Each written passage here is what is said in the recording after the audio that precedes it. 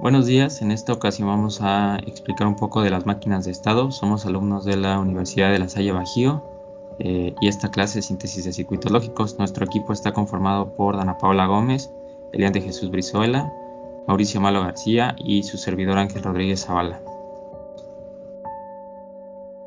Para empezar, ¿qué es una máquina de estados? Es importante definir que el estado es la condición de una cosa en un tiempo determinado. Aquellas máquinas que realizan una tarea determinada y usan estados como núcleo son conocidas como máquinas de estados. También son conocidas como máquinas de estado finitas. Un ejemplo de este tipo de máquinas es la de un contador, debido a que es por su línea de reloj o por el comportamiento del bucle, el estado de la memoria cambia a uno nuevo igualando el estado anterior más uno. Aquí a la izquierda podemos ver el diagramita y pues las partes de este contador serían el estado actual, que es el que ha sido contado, el resultado del próximo estado y la próxima etapa lógica. En este caso pues sería el estado actual más 1 para cumplir la función del contador, y no hay entradas. En un diagrama más avanzado, una entrada o una función de reseteo de contador se ha establecido como una entrada.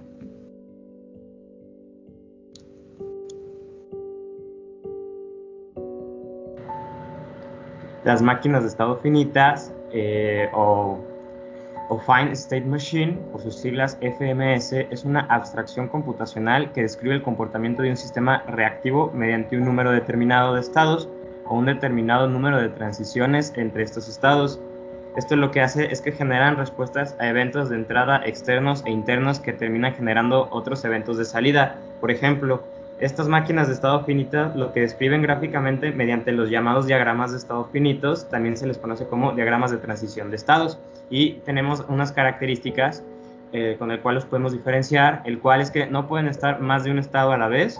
El estado en el que los encontremos se conoce como un estado actual, el cambio de estado a otro se conoce como transición, y también es usado para diseñar circuitos lógicos secuenciales. Bueno, entonces ahora vamos a hablar un poco de las máquinas de estado Moore, que estas máquinas es cuando los estados de los circuitos también son las salidas del mismo. Se utilizan mucho en las secuencias de conteo, ya que estos requieren menos circuitos combinacionales, donde las máquinas de Moore, la salida se toma directamente del registro, por lo que no se necesita una lógica combinacional.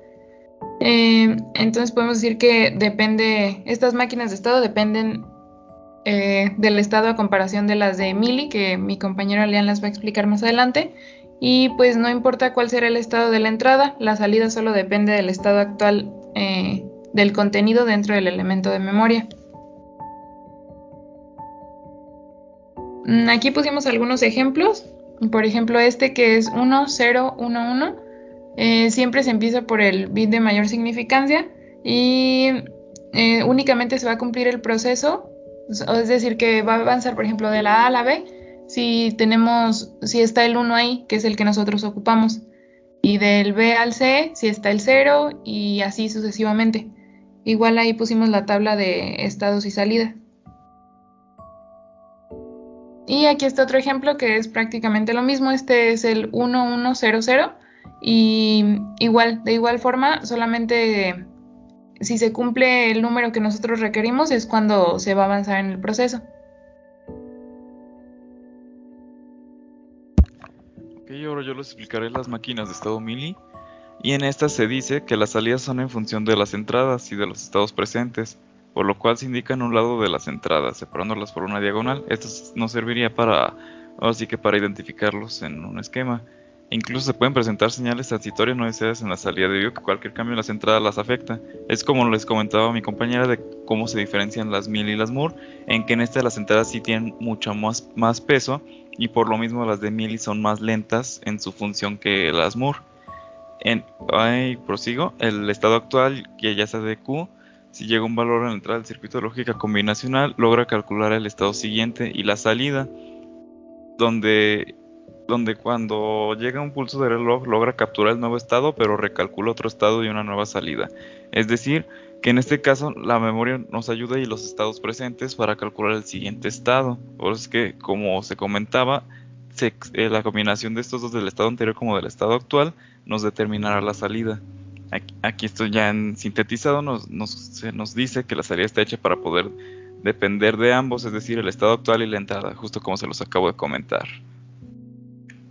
Aquí tenemos otro ejemplo que es el diagrama de estados, de cómo la entrada y la salida van cambiando, pero a la vez se le da importancia al estado, y eso es lo que nos va a determinar nuestro valor de la salida.